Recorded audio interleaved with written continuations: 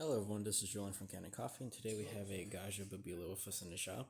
And I came in for issue with the brew unit not being able to finish its movement both on startup or when brewing, and that is connected to this piece right here. This is a motor which is located on the back wall. So if you were to take the brew unit out, behind that wall there's the motor which is connected to two quite large gears, which when the machine is activated for a specific functionality, whether that's brewing or going into home position or wanting to do a cleaning cycle, this little motor spins, which spins all the other gears, which in turn moves that little black knob that your brew unit clicks into, in return moving your brew unit.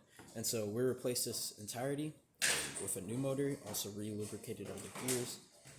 And so we're just going to quickly test it.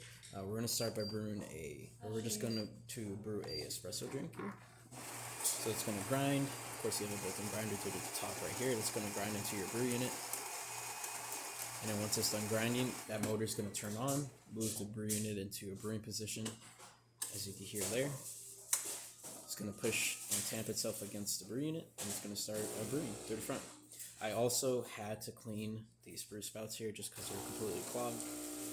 And so I took it upon myself to take apart all the spouts, or the entire spout, deep clean it.